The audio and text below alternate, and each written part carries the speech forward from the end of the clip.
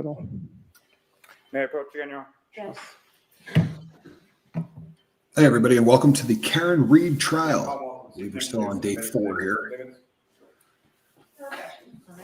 We are back in court.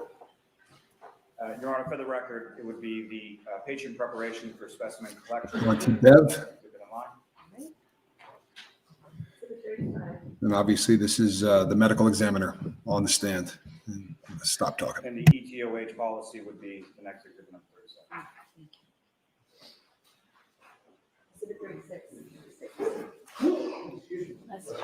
37.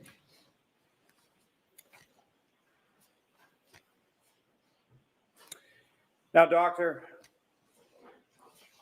what types of precautions are in place at Good Samaritan with respect specifically to alcohol testing in the blood?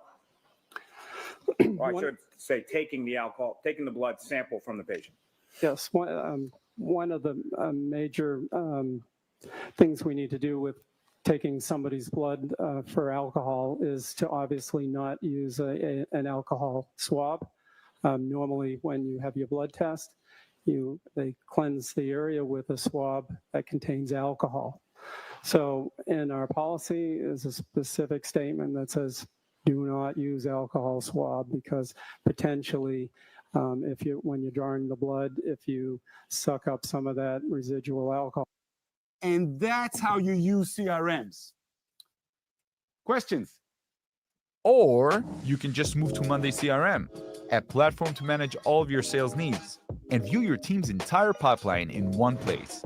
So every rep can easily find even the smallest of details, whether you need to do something quick, like change your lead status, or something big, like sending a mass email to hundreds of leads.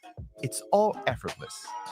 It's customizable without any code, from the columns to the fields. Set your own deal stages and automations to keep deals moving forward behind the scenes. Your customizable dash. We need to keep a few there because we need to use alcohol wipes on certain tests like blood cultures and stuff like that. So, when were the alcohol swabs removed from the emergency department? It was before my time. So fair to say prior to January 29th, 2022? Correct. Yep. What is a phlebotomist and what do they do? So a phlebotomist is a healthcare professional who specializes in drawing blood. So they're the ones who are trained, competent, and know what to do when they draw a patient's blood. What kind of training do phlebotomists receive at Good Samaritan? We try to hire phlebotomists who have been trained. It's just easier. So they can have a high school background, but and we're back, Lindy. On site. They just need to be trained on the proper protocol, proper procedures, and demonstrate competency. Is there any sort of proficiency testing related to phlebotomists at Good Samaritan? There's no proficiency testing for phlebotomists, but there's competency assessments. So with phlebotomists or any laboratory technician or even pathologists, there are strict guidelines for a competency. We have to always make sure people know what they're doing, and it's a CLIA or a federal government regulation or requirement. So when anybody first starts in a hospital, the requirements are, one, initial training. You can't let anybody come in on their, without not knowing what they're doing. So we have to document that they have the initial training and they're competent. And then the law says 6 months from that, we do another competency. Are you getting warm and fuzzy about this? I'm not. Look at 6 elements of competency defined by CLIA, and 6 months from that, 1 year from the start date is another. That's a fact, Christy Wolf. And then after that, it's annual thereafter. And that goes for phlebotomists, and it goes for any laboratory technician. Doctor, once the blood is drawn by the phlebotomist, what happens then? The phlebotomist will draw it at the time. They need to have the specimens labeled in the patient's room because you don't want the phlebotomist to mislabel. So everything gets labeled at the patient's bedside with an initialed and with the phlebotomist's initial and date and time. That blood test will then be sent to the lab. In this case, the blood was drawn in the emergency room, so it gets packaged into a plastic bag and sent in a pneumatic tube up to the laboratory. And once it's sent to the laboratory, what happens with the sample from there? Once we receive it, it's called receiving the specimen. There will be a technician who then goes into the computer, enters the phlebotomist's name from the tube into the computer system, enters the time, and the technologist will look and see what was ordered, and then do the appropriate next step based on what was ordered. And in a case in which alcohol is one of the items that are ordered, what is the next step as far as the testing goes? So the next step with alcohol testing, we use a specific tube, so the phlebotomist would know what tube to use. It would be a light green tube that has lithium heparin in it. It's an anticoagulant. We don't want the blood to clot, so that's why we use an anticoagulant. So the first step when testing for alcohol is that the test is designed to be performed on serum or plasma. And to get that, the next step would be to centrifuge the blood. The centrifuge is a machine that spins the blood rapidly. We spin it at around 3,300 RPMs, which is pretty fast, rotations per minute. And the reason why we spin it, because centrifugation will allow it to separate the blood components based on the density. So heavier stuff like the red blood cells will go to the bottom, and the lighter stuff like the watery component of the blood will go to the top, and some of the white cells go into the middle. But for alcohol testing, we are targeting the top part of the blood component, which would be plasma. I did not know that. Once it goes through the centrifuge process, what happens then? So once it's centrifuged, we have the separation of the blood components. We have the plasma ready to be tested, so that technologists will walk the specimen over. It's probably 10 feet from there, and put it onto our Roche Cobas machine. That's our machine that performs our chemistries as well as alcohol testing. It goes onto a machine. All the testing is basically inside of a black box. And the label present on the blood tube will dictate what the Roche machine will test. So based on the barcode label, once it's on our machine, it knows what test to do, and it will perform an alcohol test. And Doctor, for our stenographer, do you know how to spell that Roche Cobas machine that you were just referencing? So ROCHE, Roche, and Cobas, COBAS. As in Huffman LaRoche, one of the biggest pharmaceutical companies on earth. The people that bring you Valium. They also manufactured the Rohypnol. A lot of drugs came from Huffman LaRoche.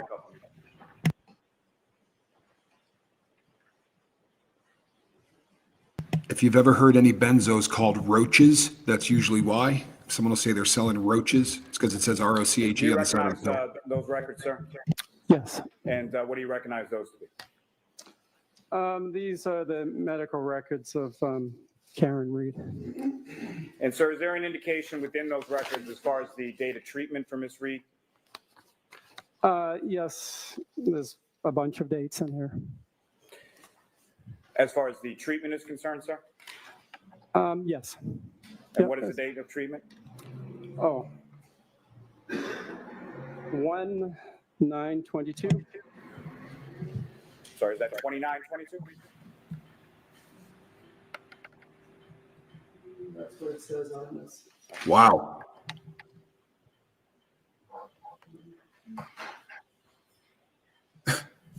Sorry. Admit date, it says 1/29/22. Thank you, sir. That's fine. Good God. Doctor, It if I gets close could to that. direct your attention further into the document to a previously tabbed portion. Do you see any indication in there as far as a result for alcohol testing? Lenny.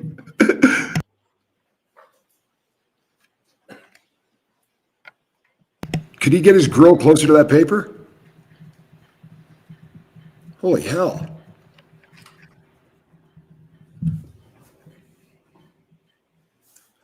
Yes, I do. Creepy. With respect to that result, have you reviewed these records prior to today? Yes, I did. And if you could explain to the jury sort of the timeline from this blood sample as far as, let's start with first when it was ordered. So when it was ordered, it was 9:03 in the morning. And when was it Okay. taken, sir? The blood test was taken 5 minutes later, so 9:08. And then what happened, or what is the next time that something of any significance happened with it?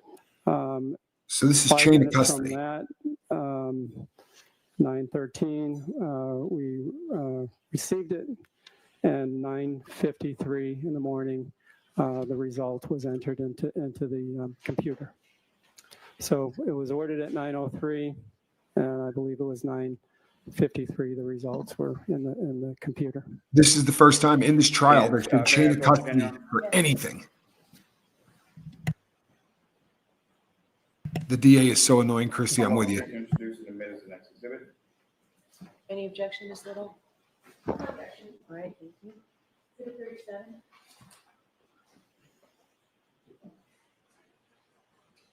Jane, that man needs bifocals. Yes. You nailed that.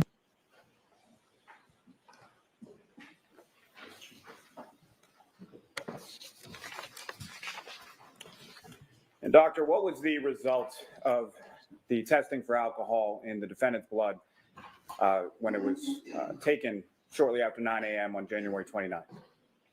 93 milligrams per deciliter. Thank you. Nothing further, Your Honor. Okay. Ms. Little? What the hell does that mean?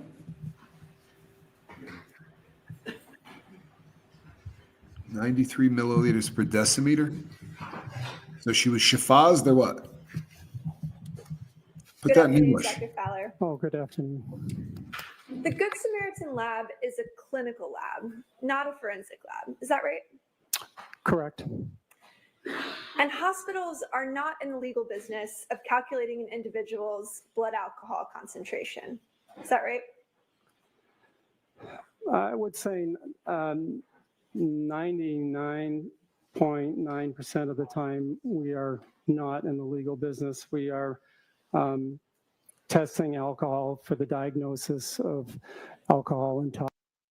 It has been 3 weeks since Purigen installed a whole home water filtration system in my house, and here are some things that I've noticed. Prior to Purigen, all the water I was drinking came out of a plastic bottle because my tap water wasn't safe. Now I don't have to worry about the BPAs from the plastic water bottles. I could literally And you'd agree that there are differences between screening tests that are conducted at hospitals and forensic tests that are conducted by law enforcement, right?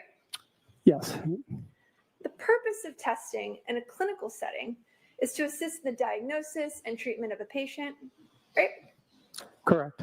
And physicians need to analyze blood quickly. They need to get the results so they can see what's in a patient's system and then effectively and efficiently treat that patient, right?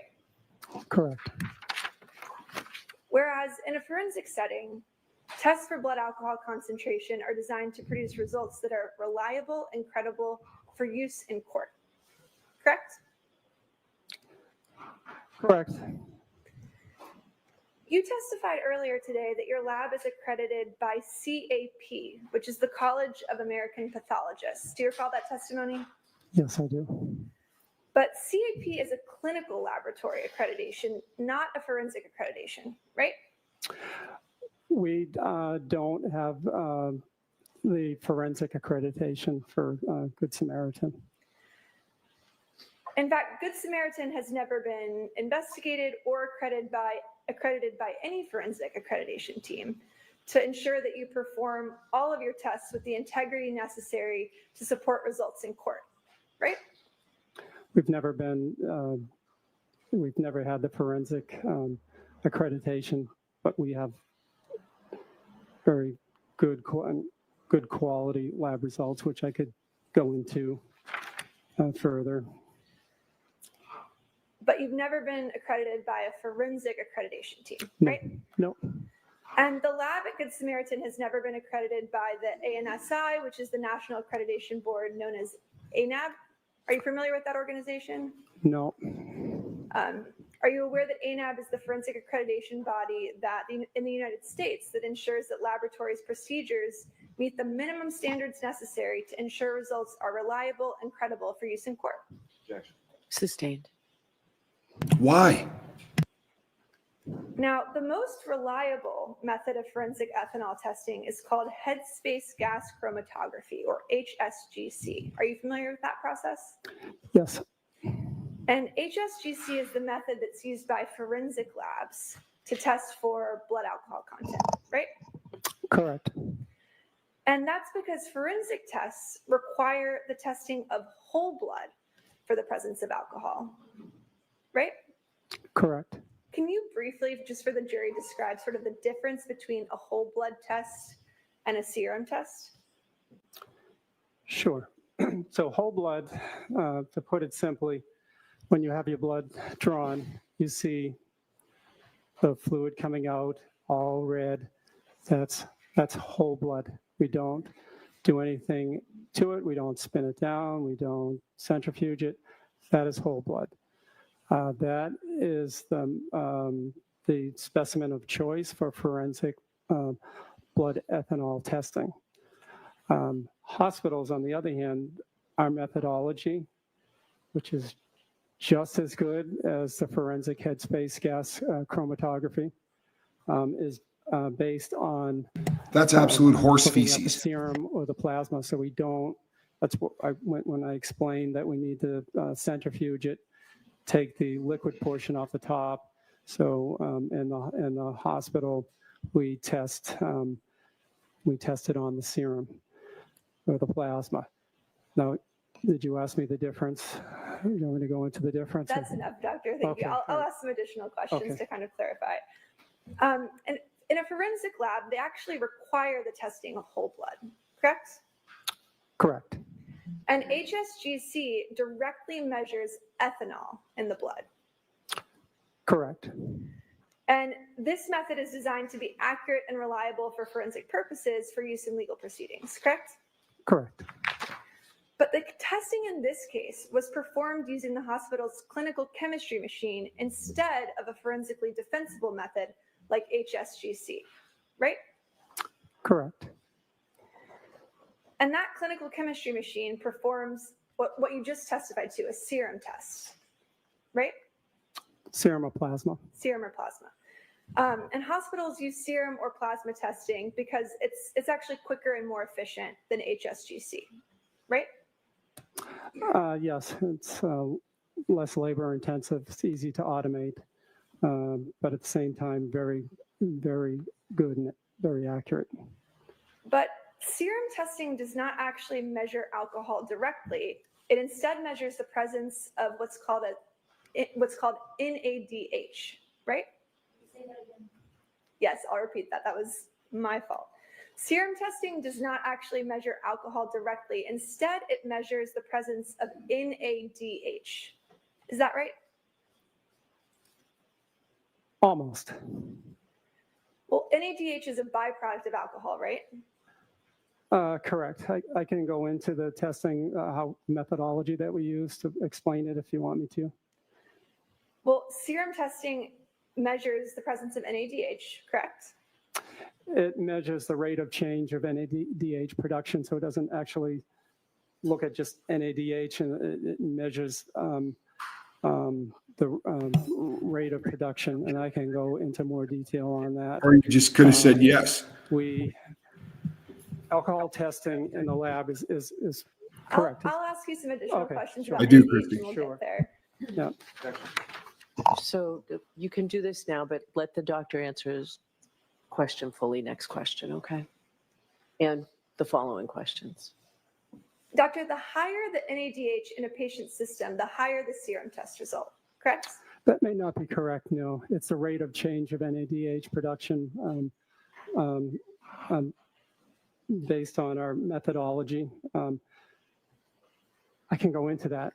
So our test system is a little bit different than the forensic testing system, but it's also very good and very accurate, and almost when we compare our methodology to the Headspace, we get the exact same results, and when we compare and with peer laboratory comparisons. But what we do is and I think the jury needs to know this, maybe some of you might understand the chemistry behind it, but we do, we take the patient's sample, and it's based on, we add, because when there's alcohol in the specimen, we add, actually, in the test system, alcohol dehydrogenase. It's the same enzyme that's in the patient's body. In addition, we add a surplus of NAD to it. NAD is similar to NADH. They get converted back and forth. So when we put it on our test system, it's alcohol dehydrogenase is in there. And what happens is when there's alcohol, it combines with NAD that we add to it. It creates NADH. And then in our machine, there's a spectrophotometer, which can monitor the rate of NADH production over baseline. And we use, there's something that measures, a photometer that measures the NADH production. It looks at light in this physics and looks at 340 nanometers. And it's pretty accurate. It will monitor, it will tell you, it will tell the system how much NADH is produced, and that amount is directly proportional to the alcohol in the patient sample. So it's a very, very accurate test, but there are some limitations that I can go into. So wait for another question. Okay. Next question, Ms. Little. Yes, so serum testing can be subject to errors, right? And there are limitations. There are some limitations that I can explain, just like Headspace gas chromatography may have some limitations too. But one you have to add stuff to, correct? Go into them. Yeah, What- next question. What are some of the limitations of Of the the serum testing? okay. So the serum test, as with many tests in the laboratory, different things can interfere with our laboratory tests. And the three most common ones, which are unlikely to affect ethanol testing, is we abbreviated HIL. We want to look at those three things. One is hemolysis, which is H, and the other one is icterus, which is high bilirubin. And the third is L for lipids. High lipids will interfere with alcohol testing or with any testing based on that same methodology. Our machine, the Rose-Kobash machine, and all the machines out in the market today are very sophisticated. If we have elevated levels of any H or I or L, it will flag it and raise the potential for a problem. The next thing on the list is that our alcohol testing is not absolutely specific for ethanol. The two possible other alcohols that can cross-react, one is propanol and butanol. But then it goes clinical history. Did the patient ingest those two alcohols? And third is there's some unusual hematologic malignancies like Waldenstrom's macroglobulinemia, that can interfere. So it's always have to correlate with the clinical situation. The next one, sometimes there can be patients who make endogenous, make their own alcohol. So very rarely, some patients may truly have a positive result. That could be from our test or Headspace. They make their own, so we have to rule that out. It's a rare condition. And the next one is one that's in the literature, which is LDH and lactic acid. If a patient has a markedly elevated LDH or lactic acid, those one is an enzyme, and the other one is an acid. That can cause false positives. Now, if I could stop you there, doctor, I think those were the four that you identified, the four limitations: the lactic acid, the hematology. Billy, Go ahead and ask your next question. If I could ask you a few more questions about LDH and lactic acid. Sure. You're aware, Dr. Fowler, of the medical literature establishing the presence of LDH and lactic acid can lead to falsely elevated serum readings, correct? Correct. And that's because lactic acid or LDH actually forms NADH.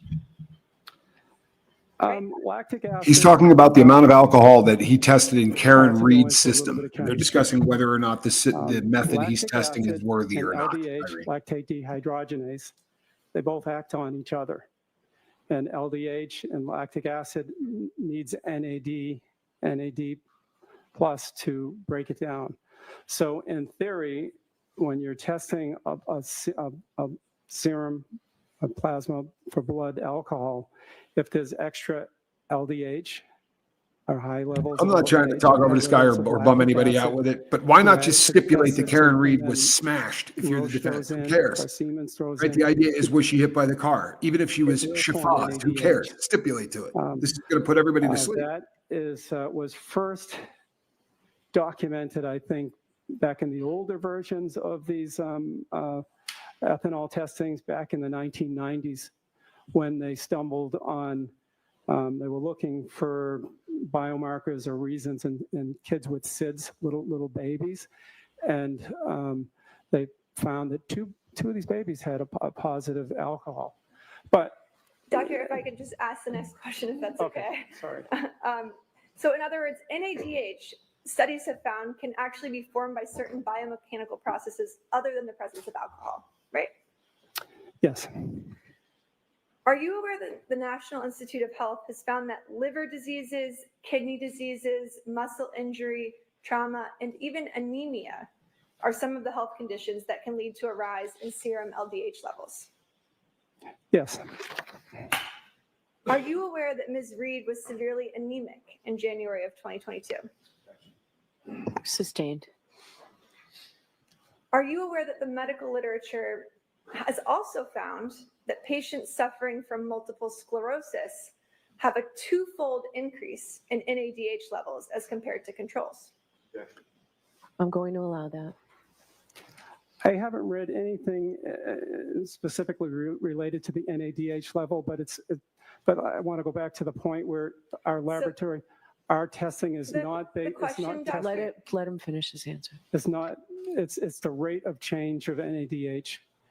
So if somebody has NADH on board, I believe it's not going to affect the result. It's the rate of change. And it basically, back to the anemia, I haven't read or heard of that. That was stricken. That was not allowed. It all goes back to the lactic acid and the LDH. The NADH doesn't matter. So looking at multiple sclerosis patients, they can have elevated LDH and lactic acid, but it's not to the extent that it can interfere with the alcohol levels. There was a study, maybe this is bad lawyering. 10 years ago. Your Honor, There's They're no letting this question. dude do whatever the You hell he asked him about a wants. study, if he was aware of the studies. I asked, and that's a yes or no question. And he's, All right, Doctor, we're going to hold that there for you and ask the next question. Doctor, have you reviewed the August 21st, 2013 peer-reviewed article entitled Serum NAD through Disease Course in Multiple Sclerosis, which was sponsored by the Center of Healthy Brain Aging by the University of New South Wales? Which, Can you do that again and slow down, please? sure. Doctor, have you reviewed the August 21st, 2013 peer-reviewed article entitled Serum NAD Levels through Disease Course in Multiple Sclerosis, which was sponsored by the Center for Healthy Brain Aging by the School of Psychiatry at the University of New South Wales in Sydney, Australia, which specifically found that patients suffering from multiple sclerosis have a twofold increase in NADH levels as compared to controls? Objection. I'll strike the part of what the article held. Is he aware of the article? No, I'm not, to be honest, no.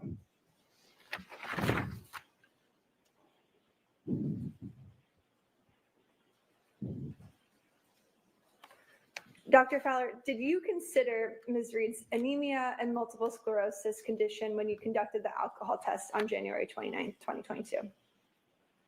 No, we don't. No. And again, serum tests like the ones conducted in this case don't test for ethanol. They only test for NADH, right? We test for the rate of change of NADH production. And Doctor, you did a number of other tests on Ms. Reed on January 29, 2022. You tested for additional drugs, not just alcohol, correct? Correct. And all of those results were negative. Correct. Thank you. No Well, further that's good. questions. Okay. And it's even better that that's over. So the other testing, they fire the urine, the blood, whatever, they gas it, and then they capture the gas. That's my understanding. Doctor, are you aware, I know That's the your gold lab at standard. Good Samaritan did not do this process, but are you aware through your training and experience of any sort of mathematical conversion that can be done from a serum reading in milligram per deciliter to a blood alcohol concentration of whole blood? I'm going to allow if the door is open. People have fallen asleep. Go ahead, sir. Yes, I am aware. Yep. And please describe what you're aware of with reference to that. Well, with Oops. blood alcohol concentrates goes to, when it's in your blood, it goes more to the watery components of your blood. So when I described the process earlier, whole blood is before we spin it. And when we test the plasma, which is specifically testing the watery component. Now, people have done studies like how much percentage of water is a serum versus whole blood. Basically, to put it simple, there's a higher percentage of water in the serum versus whole blood.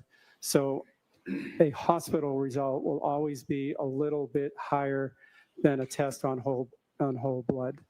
It can be, I think the ratio, the conversion factor is anywhere from 1.1 to 1.18.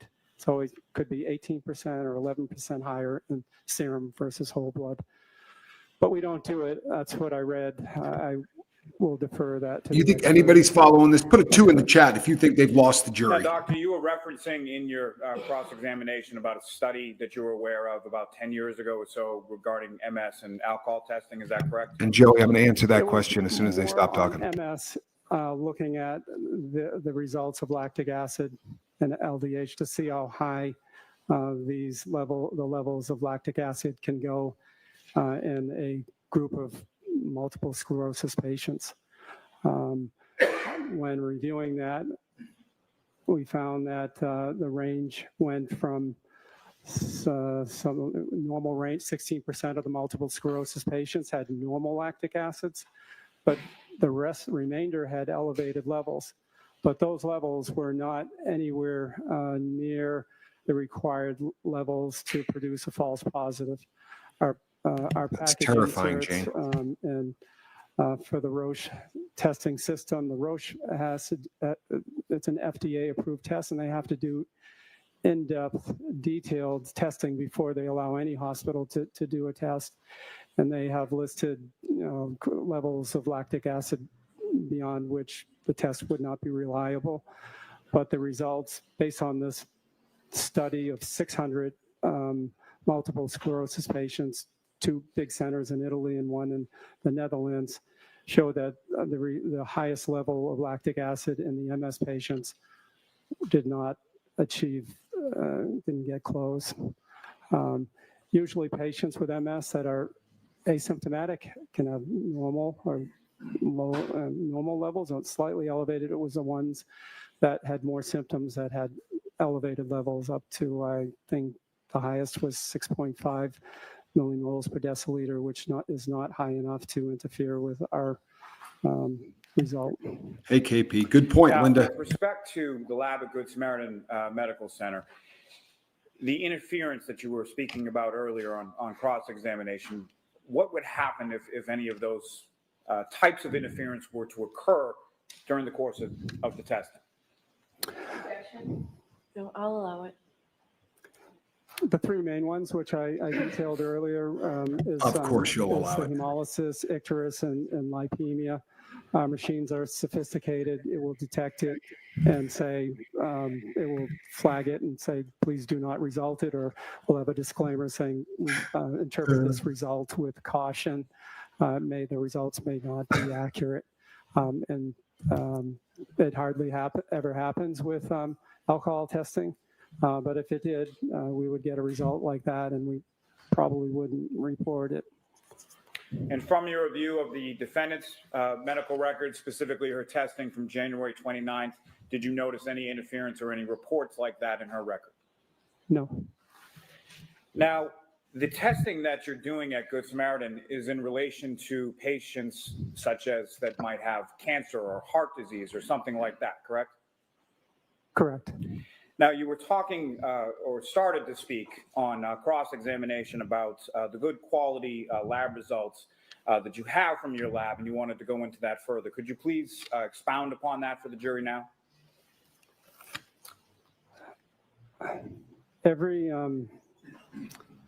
We have, you mentioned proficiency testing before. So all hospital laboratories accredited by the CAP or have to participate in proficiency testing. What that means is that In answer to your question, after looking at all of this, I think the prosecution's filthy. Doesn't mean Karen Reed didn't do it. I can't answer that. And we have to test it. But I don't think that they can prove she did it without a reasonable doubt. I think that she said a lot of stupid things because she was drunk. Basically get the correct answers. Didn't remember everything that went down. That's the real problem. It's probably one of the But I don't best think tests she. in- I don't think in she the did it. laboratory. My opinion. And the cops always, certainly tried to cover this up. I can make a hell of a case right for on the that. money, Anybody could. Results. But at the Turtle same Boy time, sure as hell did. we're And if it wasn't for also Turtle able Boy, to this woman look would be at, on her way to prison, probably for the rest of her life. results of Her first all the other degree labs that murder. participated in this Terrifying. proficiency testing. So we can look at different methods. We can look at labs that had the same method as us to see how we're doing. We knew what you meant, Jane. And usually with this proficiency testing, we have 3,000 labs across the nation that have the same methodology as us, so we can compare to them. And also, interestingly, we can see the labs that are using headspace gas chromatography. And out of interest, we can see, how do we compare? And we have exactly the same results on these proficiency testings. We also look at some statistics as well, not going into them, but we can look at some stats like standard deviations and SDs. And actually the hospitals with enzymatic testing have slightly better stats with that compared to Headspace. Pretty close.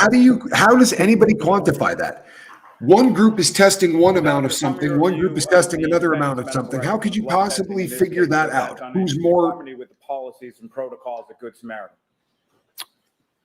we have policies in place to be followed, and there's no reason to think that somebody didn't follow policy. Thank you, sir. Anything else, Ms. Little? No questions. All right, doctor, you are all set, sir. Oh, thank God. All right. So yeah, we don't know whether or not, but I don't think that this guy was hit by a car. I just don't. Do you have another witness, Mr. Brennan? I do. Okay. The Commonwealth calls Jason Becker. I'm sorry, Jason who?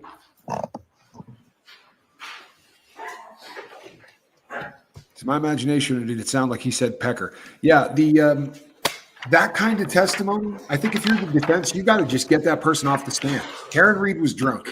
Why fight that? Honestly, why fight that? Karen Reed was drunk. I'm bewildered by that. I'll have to tune into a lawyer later who's smarter than me so that they can explain that. Hey, Crafty Chris. Becker. Oh, that's better.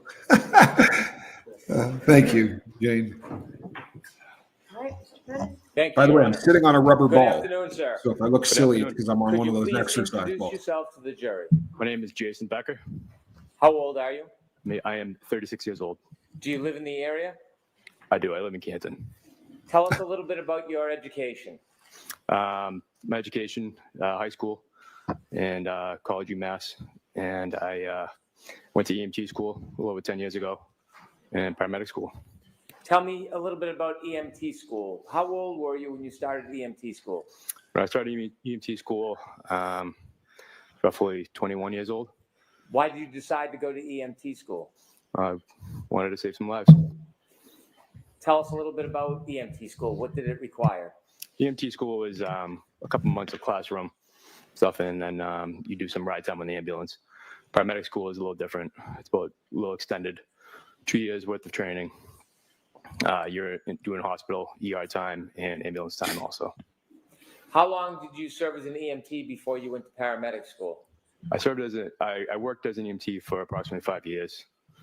Can you estimate how many dozens or hundreds of calls you were on during that time?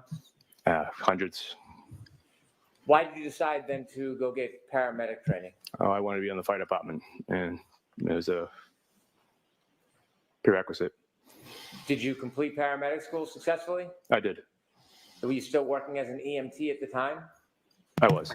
Good one. Inevitably, did you seek to have a different job? Did you try to be a firefighter? I wanted to be a firefighter, correct. Were you successful in doing that? I was. Tell us a little bit about that, sir. On the Canton Fire Department. So I got on the Canton Fire Department, and then they send you to the fire academy, where you train to be a firefighter. So you had EMT training, Thanks, Kate. I paramedic appreciate training, and then firefighter training. That's correct. On the Canton Police Department, did you serve dual roles as a paramedic and as a firefighter? Irene, I believe they went out there Yeah, quickly yes, and sir. came Yes, back. sir, That's my firefighter and understanding. as a paramedic. You served as a firefighter and a paramedic. I could be And wrong. The Canton Fire Department, does it have more than one station? There's two. Is there one station that's larger or smaller than the other?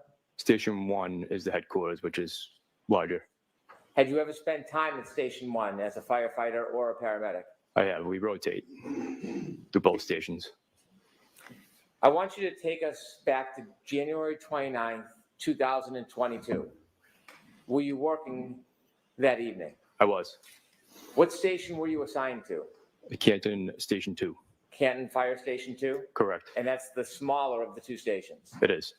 Were you working with anybody at Fire Station 2 that night? My ambulance partner at the time was firefighter Dan Whitley. Was there anybody else who was working at Fire Station 2 in addition to you and Dan Whitley? Correct. There was an engine company with 3 guys on it. 3 people were assigned to the. The engine, correct. Were you and Dan Whitley assigned as partners for the day, the week? Correct. Yes, we were. Which was it, the day or the week, sir? The week. So for the entire week, you're partners with a person, and does that rotate on other assignments? It does. It rotates. So on this particular week, you were assigned as partners with Dan Whitley. I was. What were your roles between the two of you? Well, at the time, he was my preceptor. I was a new paramedic at the time. So I was more or less the lead tech on all the calls as part of my training. And Dan's been a paramedic for a long time, so he, he was there to teach me. So would Dan Whitley be the lead on the call and he would help you? I would be the lead. You would be And the lead. correct. Did you get a call that early morning hours of January 29, 2022? We did. What was the call assigned for? It was called for Section 12 psych eval. Very briefly, can you tell us what a Section 12 is? Sure, it's a transportation order That's filled out by fine. a police doctor. Basically, for us on the ambulance, that we have to take the patient, whether voluntarily or involuntarily, because they're a threat to themselves or someone else. When you received the call for Section 12, you were aware that there were other calls that Fire Station 1 had responded to that morning? We were aware. You can hear the calls going out each station. Were you or Dan Whitley any part of that earlier call that Fire Station 1 responded to before you got the call for the Section 12? We were not. So your efforts were after? We were after, correct. After you got the call to respond to a Section 12, did you head towards Fairview Road? We did. Tell us a little bit about the trip to Fairview Road. It was a little extended because of the weather conditions at the time. Snowing heavily, windy, low visibility. Okay. How long did it take to get from Fire Station 2 to Fairview Road? Approximately 8 to 10 minutes. Who drove? Firefighter Whitley. Now, on the way to Fairview Road, do you sit in the front of the ambulance? We do. Take us to when you arrived to Fairview Road. What do you see? You see a bunch of police lights. Canton Engine 3 was already on scene, so we parked behind them. You didn't see one without Albert. talking about what you spoke about, did you have a chance to speak to anybody at the scene? We were all briefly spoke inside. to the Canton police, and they briefed us and sent us to where the defendant was at the time. Why do you have a conversation with other first responders at the scene before you do anything?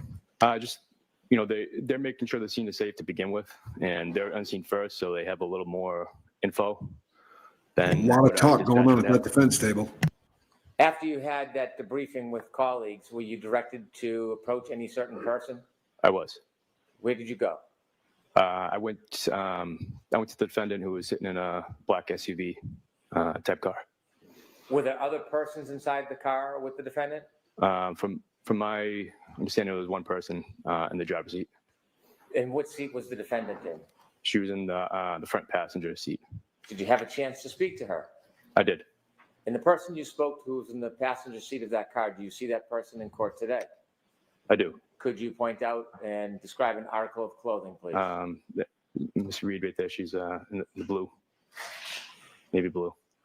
How long was your conversation with the defendant while she was still seated inside the vehicle? Approximately 5 to 8 minutes. At some point, did you and the defendant move to another location? We did. Where did you go? So we went back in the ambulance. After having a conversation with her, was she cooperative going back to the ambulance with you? She was. And did you ask her to be seated in the ambulance? I did. She cooperative with that as well? She was. After she was seated in the ambulance, Boy, this prosecutor Did you is close so the door to get smarmy. We did. when you say we, who was with you? Me and firefighter Whitley. So you and firefighter Whitley were in the back of the ambulance with Miss Reed. Who was going to drive the ambulance? Firefighter Sam Park. Where did he come from? He was on the fire engine that was already on scene. I want to ask you questions now about what you did in the back of the ambulance and some of the conversations that you had. Tell us what your role is once you have a patient in the back of the ambulance. What do you do next? Each patient's different, depends on what the call is for. In this specific situation, it was more a psych eval, because that's what we're called for. Initial triage questions: is the patient cooperative, uncooperative, combative? I asked her name, her mental status, where she was. I asked her if she was suicidal, and if she was, did she have a plan? Did she want to hurt anyone else? Give me a 3 if you notice his voice Some of the initial changing triage on this questions particular that, question. I'd ask, Why do you ask those questions? just to get a kind of a judgment on the patient, reading the patient. What's your role? Our boy at that looks point? nervous Are you now. An investigator? I'm not. Are you in any way law enforcement? I'm not. So what's your focus when you're speaking to a patient? It's basically hearing them speak in their story. In this specific situation, we didn't know circumstances. We just knew that Miss Reed had found her husband, which she was calling dead on the side of the road. So it was a traumatic call. So when you were there, you knew nothing about what had happened before you got there? We did not. And your role had nothing to do with any of that investigation? We did not. You were solely focused on caring for the patient? Correct. Did you have any other role other than caring for the patient? Just making sure she got to the hospital safely. She didn't hurt herself. During those conversations, are you and firefighter Whitley doing the same thing or different things? Again, it depends on the call. He's talking about that call, genius. You know, I'm the one documented, giving a report to the nurses, the staff. So I was more kind of getting that information, my initial triage questions, and then just kind of sat and supported Miss Reed. And were you writing down information, technical information about status and health on a report? I was, yes. While you were doing that, was your colleague speaking to Miss Reed? He was. Did you have a chance at times to hear what they were speaking about? Yeah, and no. At other times, did you speak directly to Miss Reed? I have. Can you describe her demeanor or temperament? Initially, she was agitated because she didn't feel like she needed to go to the hospital. She said the statement she made, she didn't mean. She just kind of said in jest because of the events that she went through. So but then there'd be periods of which she'd be calm, and it would fluctuate. She would have like pressured speech, repetitive. They change a lot throughout his she was testimony. cooperative. At some point, did you have a chance to speak to her directly about her mood? About her mood? About her mood. I don't know if I understand the question. Okay. Did she say anything to you about her last interaction with what she referred to as her husband? Objection. Sustained. Did she make any statements to you Hearsay. when you were giving her treatment or speaking to her about her husband? Objection. I'll allow that. It came in. One of the reasons why she was saying suicidal stuff is because the last conversation she had with her husband at the time was an argument. I didn't feel like it was my role to really find out the details on what was said. But that's what she said to me. That the last thing she said to him was an argument? Objection. Sustained. Did she tell you what the argument was about? She did not. Inevitably, did you get a chance to bring her to the hospital? We did. Did you stay in the back of the ambulance with her? I did. Did you continue to have conversations with her? Yes, I did. Did you hear conversations or parts of conversations she was having with your colleague? I had parts. Did you test that serum test style When you get to the KP? hospital, what happens next? So we brought Miss Reed into the hospital, registered her, bring her to the psychiatric section. Is it? Thank you. I have no further questions. Okay. Mr. Jackson? Thank you. Showtime.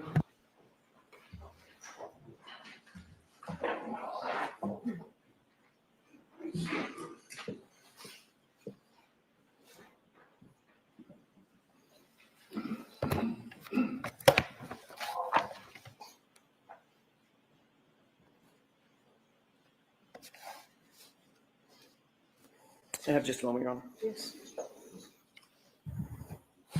Honestly, I think he does this to make the guy sweat. I've seen Jackson do this a couple of different times. I think he watches these people. And I think if he's got someone that's a little nervous, to let him sit there and wonder. Good afternoon, Firefighter Becker. Good afternoon. When you first arrived at the scene, there was at least two Canton police officers there still. Correct. Do you remember their names? Officer Saraf and Officer Mulvaney. Okay. Their cruiser was there. You said that an engine was still there? Correct. And was there another ambulance there, or the other ambulance had already left the scene? They'd cleared? They had already transported to the hospital. And remind me, you were in ambulance two? Two. I was ambulance 2. Got it. You parked behind the SUV where you ultimately made contact with Miss Reed, correct? I think it was more in front of the SUV because the way the SUV was parked. Got it. Got out of the ambulance, ultimately made contact with Miss Reed through the passenger door, Correct. had a short conversation with her there. I did. You said it was maybe 5 to 8 minutes? More like 5 minutes because of the weather conditions. Okay, nothing of great consequence. I'm guessing just an initial, I think you called it sort of a triage assessment? Well, it was more of just introducing myself and asking her how she was doing. Got it. And then there was one other person in the cab of the vehicle as well. There was. Female, male. Female. So there are two females, one Miss Reed, one another female. Did you see any other civilian females out there? I didn't see. Okay, But so at least where you were, the contact that For you the had love of with God, Miss Reed, 7:05, sorry. female, there was just two of them, not a third one. from what I saw, correct. Did you get the other female's name? Not at the time. I did not. Okay. By the way, have you since gotten her name? Based on a I conversation. can't type to save myself. 7:05 tonight, PM. Firefighter Whitley and Miss Reed had back in the ambulance. Got it. Okay. And who was that other person? Miss Carrie Roberts. Okay. Pacific time. Sorry about that, Kelly.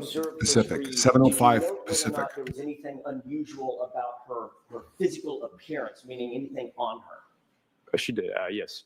Describe that for the jurors, please. So she had some blood around her mouth, her neck area. At that point, were you concerned about, obviously you're concerned mainly about her safety and getting her safely to the hospital, correct? That's correct. Were you worried that that might be her blood? She had said that she had given CPR to her husband. Okay. You jumped a question ahead. I was going to say, did she tell you that it was in fact not her blood? She did. So that kind of, in a way, ruled it out. Okay. No injury for me. And you didn't indicate, you didn't notice anything about her that looked like she was physically injured or physically in harm? I did not. Okay. She indicated that she had given CPR, mouth-to-mouth, attempts at mouth-to-mouth resuscitation to Mr. O'Keefe, correct? She did. And that would account for the blood on her face and in her hair and on her neck? That's what she told me. Okay. And based on your observations of her, you didn't have any reason to quarrel with that? Correct. Okay. You indicated that her tone was somewhat rapid and repetitive. Is that right? It fluctuated. So at times it was, yes.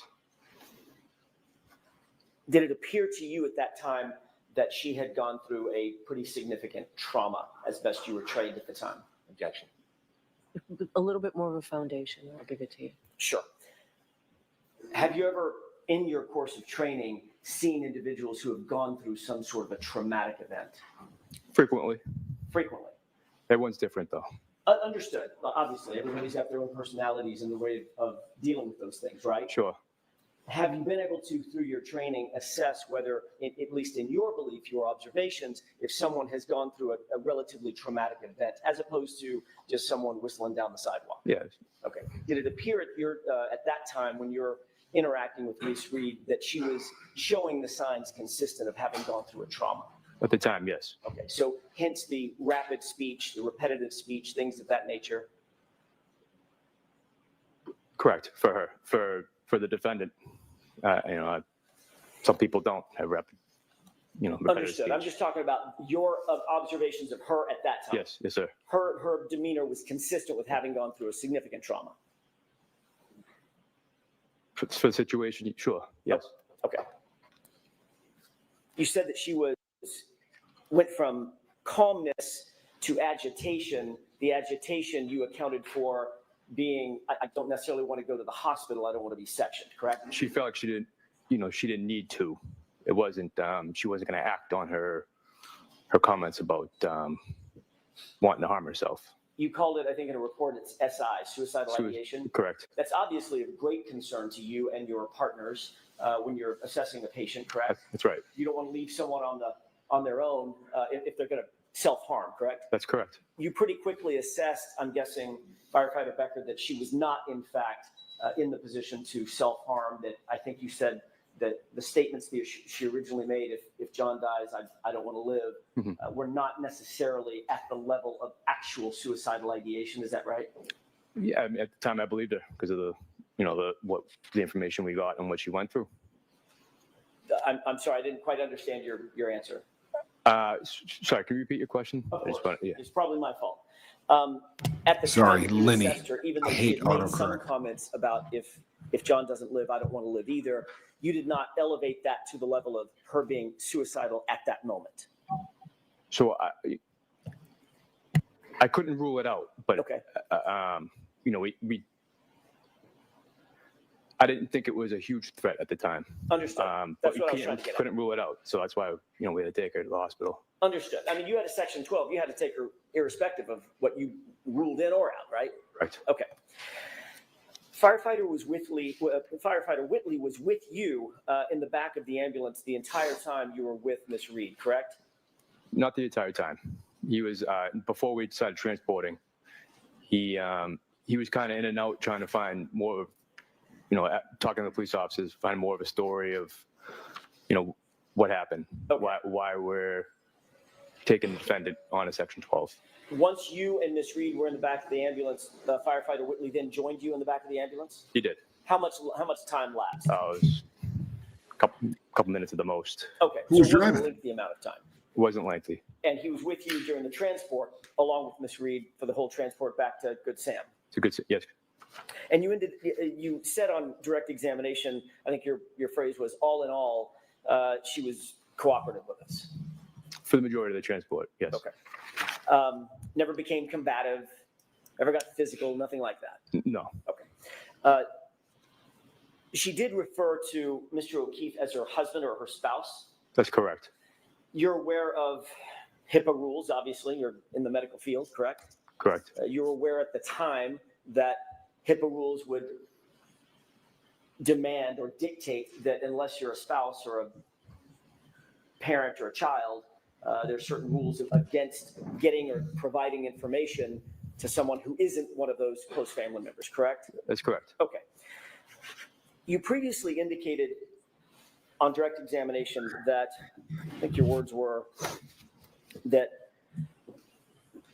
Ms. Reed indicated that her last conversation she had with her husband was an argument, correct? Correct. You've previously testified about that statement in other particulars, right? Other hearings. I have. You're paraphrasing. You didn't write down what she said about her previous interactions with Mr. O'Keefe, and you didn't record them. Thank you, Jane. Tape recorder, correct? I wrote down in my report that she said she had an argument. Right. You didn't write them down at the time. That was a bad question on my part. You weren't taking notes as she was speaking. Yeah, it could have been. I mean, it's kind of for every call, we jot down notes on a notepad, just Okay. so, when we give the staff a report, we can read off it. Do you have those notes? I don't. Okay. Do you think you took notes or no? To be honest, I'm not sure. I could have been typing them on the computer. That's what we typed the report on Okay. at the time. Do you have an independent recollection of taking notes, either handwritten or on a computer, as you sit here right now? I couldn't tell you KP, I'm which sitting one. on a big rubber Sometimes I write yoga sometimes ball. I don't. Or you might not have written anything down, correct? Correct. Okay. So in any event, you weren't taking down, even if you were taking notes, you weren't taking down verbatim quotes of what she was saying. You were paraphrasing the information that was coming to you, correct? That's correct. All right. You weren't even taking notes.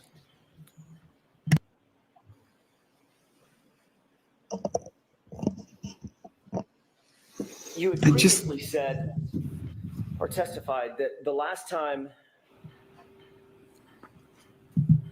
let me rephrase that just a little bit. You previously indicated in recounting what it was that Miss Reed actually said to you was something along the lines of she was upset because her last words to him were, because of her last words to him being in anger. I object. I'm Why? going to allow the question. Is that correct? Well, I probably phrased it a little wrongly. The last words. It was the last conversation. Okay, that wasn't my question. My question is a simple one. In a previous hearing, did you use the phrase "her last words to him"? Yes, were I in did. anger? I did. And that was at a hearing where you're under oath, just like you are now, correct? Correct. That was a little closer in time than we are now. It was maybe a year ago, correct? Correct. Actually, my mistake. It was about 2.5 years ago. It was a grand jury, correct? The grand jury was before. Yes. Okay.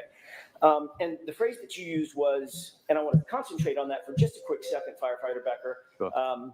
He did. The phrase that you used at that time was that she said, quote, like her last words to him. She was upset about her, quote, last words to him. Is that right? I object. All right, can I see counsel at sidebar, please? Time for a sidebar. Yeah, Monk, he did exactly that. He looked straight down at his sweaty palms. And you know something, folks? We're going to see this throughout the entire trial. Why is it that Auntie Bev will not allow somebody to bring in testimony they already said? They already said it in the court of law. How can they object to that? Your Honor, screw you that the people cheated. You know, sorry about your luck. They cheated last time. They came out. Now they're perjuring themselves. And every time the defense calls the prosecution on this, she sustains the objection. And it's, I said this on the show the other day. What makes this case so much fascinating so much more fun from a law nerd standpoint is that they're not stymied. They're going to get the testimony in, right? 9 out of 10 times, especially if it's Jackson. He's going to get the testimony in, but he's going to have to get all kinds of creative to pull it off. I think we might be getting back from the sidebar. That's not the jury. That's family and such. Somebody wrote a comment earlier about they couldn't believe they were filming the jury. That's not the jury. In fact, that looks to me to be the brother of. He looks an awful lot like John O'Keefe, if you ask me.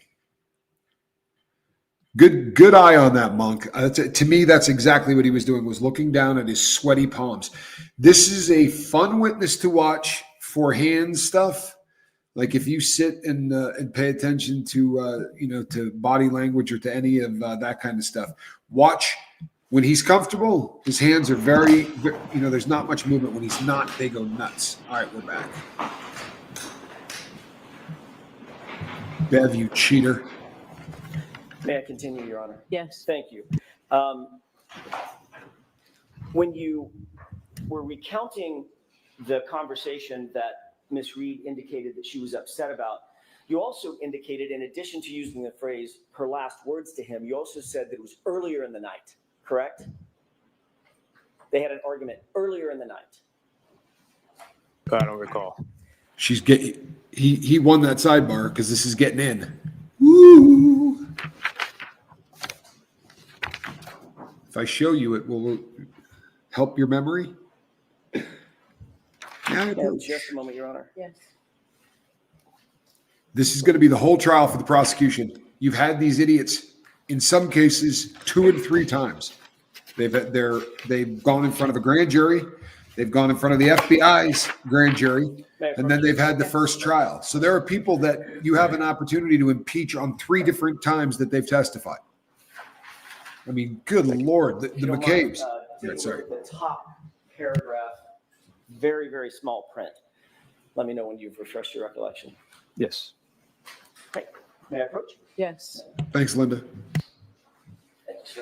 When you wrote your report, you had indicated Weathersby Windows and Doors, your local family-owned window and door team serving Arizona, featuring about an argument that was, quote, earlier in the night. Earlier in the night, correct. Okay. And then you recounted that statement, that same statement in the grand jury later on as at least including, quote, her last words. Is that right? Her last words. You were talking about an argument that they had, and then she was upset, and you were paraphrasing her. And one of the things that you paraphrased was, in fact, your statement was she was upset that was like her last words to him, correct? She said that. Yes. Correct. Okay. Were you also made aware, did she tell you that her last words to him were in voicemails? Did she say that? She didn't give any details. Did you ask her, what were your last words to him? I did not. Did she ever say whether or not she believed he ever received her last words to him? There's no other details than there was no other details other than what she said. Okay. But she did, when she was having this conversation with you about her last words. You just clapped. She did actually take out her phone and show you a bunch of missed calls to him at the same time, didn't she? She tried to, yes. Okay.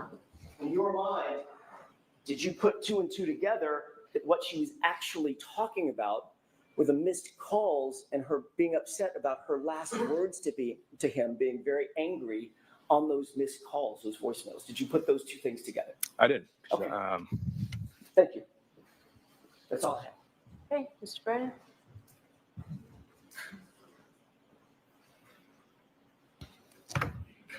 So when Ms. Reed told you that she was sad because her last conversation, her last thing that she had said to him was an argument, did she ever suggest that was in a voicemail? Objection. Oh, Did she ever suggest it was in a voicemail? She did not. Of Did she ever course you'll suggest allow it. that she didn't actually speak to him, but instead it was some type of message? Objection. I'll allow that. Did she ever suggest that? She did not. In fact, you wrote a report saying that there was an argument earlier in the night, didn't you? Objection. Your Honor. Sustained. You then were interviewed, weren't you? You Yes. interviewed on February 14th, 2022, Yes. and you referred to the fact that she told you there was an argument earlier in the night. Argument early in the night. And she was telling you this when you were speaking to her that morning. Correct. Around 6 a.m. Yes. And earlier in the night, do you know if she was referring to 12:30 I did not know. or 12:15? No. His hands, he's midnight? ringing those I bad don't know the boys. time. So his answer is he doesn't know. You testified in the grand jury, and Attorney Jackson just asked you some questions about part of the statement you made to the grand jury when he said, like her last words. Would you like to put that in context of the whole statement you made? Do you remember Her last words? Do you remember the entire statement that you made in the grand jury about the statement that was made to you? I'd have to. May I approach? Yes. You read it 2 minutes ago, Junior. It's funny that literally the same objections to the same stuff. Please read it to yourself. Right here, sir. 1 through 4, please.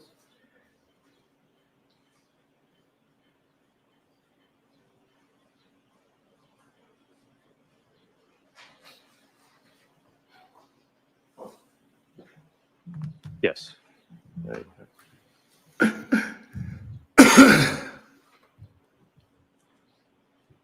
Now, when you made that statement you were asked about in the grand jury, you didn't just say, like her last words, did you? No. You explained your memory to the grand jury? Objection. Ask him what he told the grand jury. Okay. The grand jury, do you know it was on April 21st, 2022? Yes. Okay, and did you tell the grand jury? So she I'm going to see counsel at sidebar for a second, please. Yeah, this is absolutely ridiculous.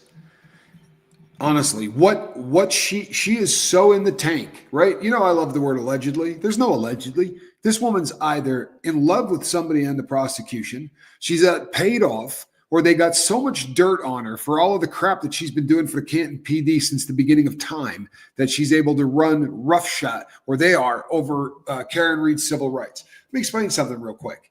So there are 3 charges up here. The last time we had a trial, the jury came back not guilty on 2 of the charges.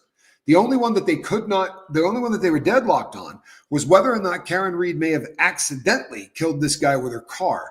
The premeditation, the murder, all of that shit was all thrown out. The only thing that they had to worry about was whether or not she killed him because she was drunk, right? In a blackout, ran him over. Now, what that means to anybody who's thinking is that 2 of the charges she's being tried on a second time after being found not guilty the first time. We have a law called double jeopardy that's supposed to stop that from happening. So I'm showing you that statement. Thanks, KP. That includes last words, but there's more to the statement, isn't there? It's a good crew. She was upset. I'd like you to read Oh, your sorry. entire Sure. statement, 1 through 5. You can read it out loud. So she was also she was upset also because she said they had, the last time they had talked, she had gotten into an argument.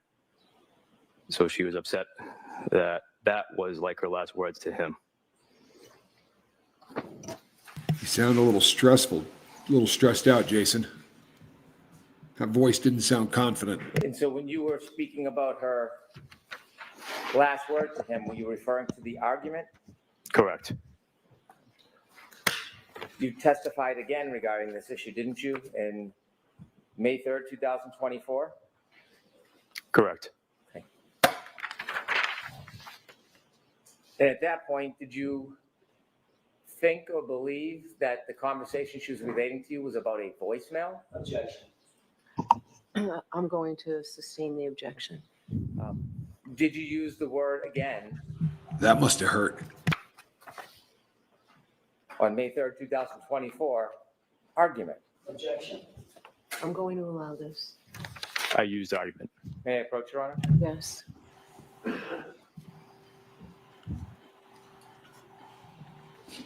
You know how good a lawyer you got to be? Page 10, lines 9 through 13. Objection.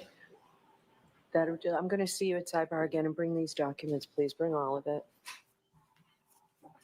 Yeah, it's hard, isn't it? You know what? When you're in the tank, when you're paid off, when you have to deliver for the prosecution, but the law is just pesky as hell, because no matter what she does, I promise you, Jackson's team, this is a dream team. This is an incredible group of lawyers. And they have had now 2 or 3 bites at the same apple, right? They already won the first trial on the 2 most important of the charges. Do you know why she's being charged on them? Because Auntie Bev said, since the head of the jury didn't write down on the piece of paper, we're deadlocked on one of the 3. She didn't ask. You would think as a friggin' judge, she might have said, well, there are 3 charges. Are you deadlocked on all of them? That would have been a good one. If they had written down, no, Your Honor, she's not guilty on 1 and 3, we're only deadlocked on number 2, then they could not have charged her on 1 and 3. To try her again is just proof positive that you're crooked. I mean, there's no other explanation. You know that what you're doing is double jeopardy. If you just believed in the law, and you would think to become someone sitting on the bench in the United States, you would love the law enough that the fact that somebody would be being tried twice for the same crime would be something you wouldn't be able to handle as a judge. Not Auntie Bev. Antiquated verdict forms. You know what? She doesn't say it a lot, Lenny. There's no getting around that. She does not say it a lot. And I think you're probably right. I think that she might be in really, really deep. But I've talked about this in theory before, right? And it's just a theory of mine. But they come in sometime and they go, hey, man, this guy's dirty as hell. We know he's dirty. We need a search warrant to get in his house. And they go, she says, you know, what do we have? What's the justification for me signing off on a warrant? Look, I'm going to be honest, Your Honor, it's thin. But I'm telling you, if we can kick that door in, there's all kinds of blow or there's all kinds of heroin or whatever on the other side of that door. We just need that warrant. And the judge signs off on that warrant, knowing full friggin' well that there was no justification other than this cop who knows, right? The first time you sign something like that, the first time you're in as a judge, the first time you do something that you know is violating the rights of an American citizen, well, then the next time that prosecutor comes into your courtroom, or the next time that cop comes into your courtroom, you're going to crap all over him? Probably not. You see, now you're connected. You're tied at the hip. There is that, I know something about you, you know something about me. And that fear of mutual destruction, right, keeps everybody kind of in line. Yeah. And someone left a comment that said, you know, my husband used to stay out late. I can't remember who said it, but they said I left a lot of ugly voicemails. Karen Reed was pissed. She showed up at this and she was drunk as hell. Let's keep that real. She was wasted. And she thinks that this guy's going to come straight back out. He goes in the house. You heard me. He goes in the house and he never comes back out. She doesn't know anybody at that house, right? And it must be a little bit intimidating because it's just a house full of drunken cops, right? Ready to paw at you. Because let's be honest, at least one of them had been, texting her that he wanted the boffer, right? Old Brian, Fed Brian, chunky. Right now, Jane Aldrich, my understanding is there is an appeal in the feds about the double jeopardy part, I think.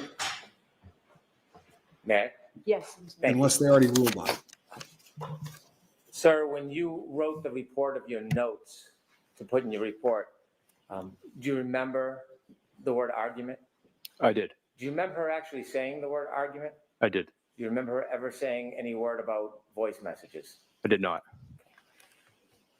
You said that there was somebody in the front seat of the car with the defendant, There was. and you later learned from the defendant it was a person by the name of Kerry Roberts. Correct. Can you share with us the context? How did you learn that? The defendant and my partner, firefighter Whitley, had a conversation. Objection. I'm going to allow it. That's not hearsay. So the defendant brought up how if her husband had died Thank at you, the Ann. time, she didn't know how she was going to take care of his kids. Objection. I'm going to allow this. And She's just going to allow whatever they want. firefighter Whitley mentioned that she had like a strong support system. You know, all the friends. If this isn't hearsay, Objection, Your Honor. And reproach. Yes. she's crooked as a question mark. You're allowing testimony, right, that nobody heard. This is hearsay, right? Hearsay is never allowed in. How the hell is that allowed?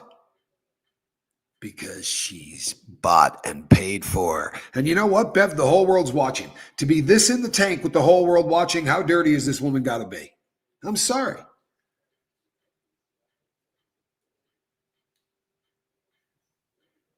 Wow, man. Wow. I'll tell you what, though. This trial's going to deliver. It's going to be annoying to the bitter end. But if you're into court drama, holy crap, this is court drama. Because I'll tell you, this is the way you have to look at this is this. Karen Reed has a dream team.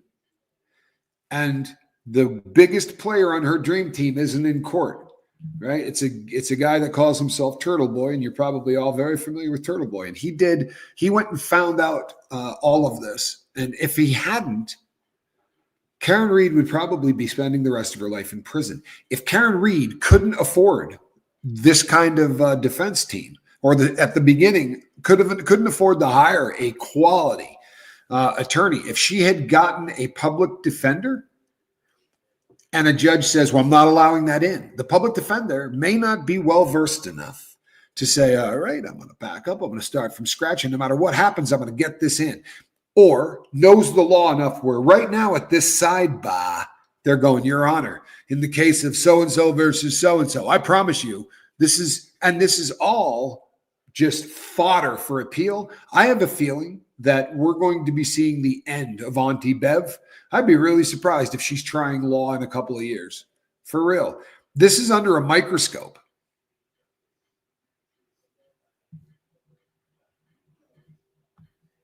I think texting is more dangerous than drinking and driving. I'm not suggesting anyone drink and drive, but you know not to drink and drive, right? But just firing off a quick text, or this will only take 2 seconds, right? I really got to do this. But as far as the angry, because I lost my train of thought earlier, as far as the angry text that she was sending to him, she thought he was going into that. She thought he was going in and coming straight back out. When he didn't come straight back out, she lost it. And they had been kind of on the rocks, and she thought he went in there and met a chick, right? She said, you're probably laying down next to some woman. You guys have all seen the text. And you hear her voice screaming, right? And obviously, she didn't know the world was going to be hearing what she said, right? And it's kind of voyeuristic because we shouldn't be hearing what she said, right? I'm sure that she's embarrassed as hell to sit there and hear her voice. Well, let me rephrase that. I know exactly how she feels. And it's not fun to hear yourself when you're not at your best. It's not fun to hear yourself when you're acting like an ass, right? For the world to hear. If convicted of anything, it will be ousted on appeal. Lenny nailed that, right? Yeah, absolutely nailed that. Yeah, Monk says both are bad. Just saying. Yep, texting and driving is horrible. Drinking and driving is horrible. I guess the only reason that I would say that drinking and driving is worse is because you make a very serious decision to just be a shit wagon when you decide to drink and drive. Texting too, but again, drinking and driving, it should be real obvious.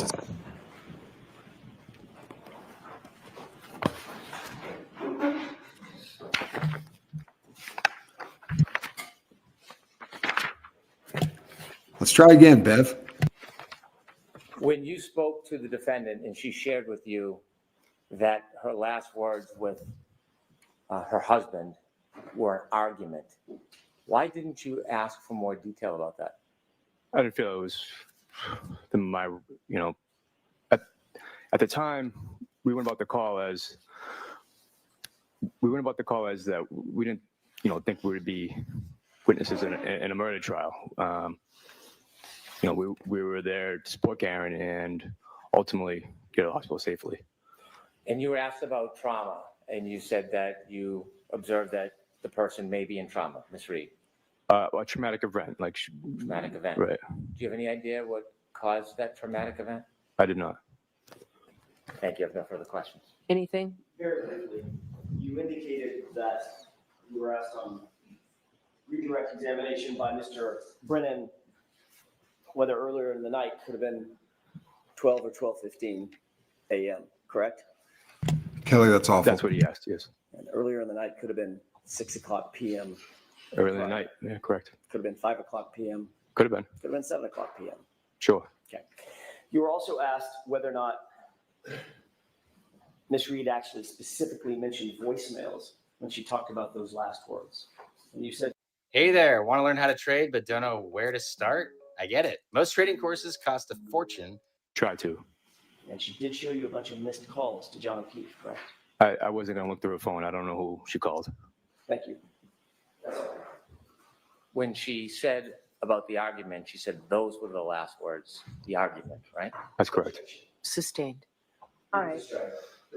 Jurors disregard that last statement. All right, you are all set. All right. Thank you. Is this a good place to stop for the day? If the court pleases, yes. Jurors, we could do 6 minutes, but I think this is probably a good place to stop. So, as I understand it, folks, we're on schedule, right where we thought we would be. We're going to release you for today. Now, when I told you this morning, and I've told you other times too, that when you're out in that room waiting for us, we're in here getting work done to make things more efficient for the trial, especially a trial this long. We've decided that we're going to spend Monday afternoon again trying to streamline this trial and deal with issues that we have to deal with. So Monday for you will be a half a day. All right, so I just wanted to tell you that before you left today. Please, again, those 3 cautions: do not discuss this case with anyone. Don't do any independent research or investigation into this case. If you happen to see, hear, or read anything about this case, please disregard it, let us know. And I guess the 4th caution is the same as I've been saying. Please be very careful with your social media. All right, have a good weekend. We'll see you Monday morning. All rise for the court, please. And I'd like to see counsel at sidebar, please. Yeah, I bet.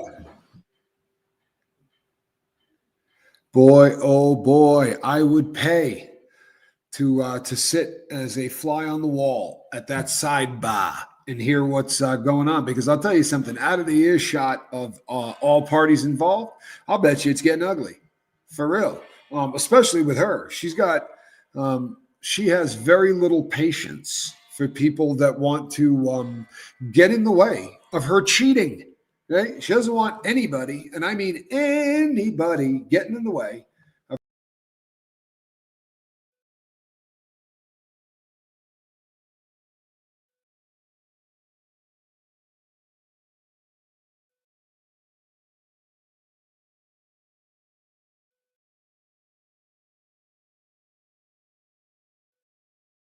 I'm watching the courtroom to see if they're going to show any of this, but it doesn't look like they're going to. You know what? Let's pull it back up anyway. Calhoun, can you do that for me? That's my producer, the fantastic Spanx Calhoun. Although he may have me muted, so let's see if I can do this without him.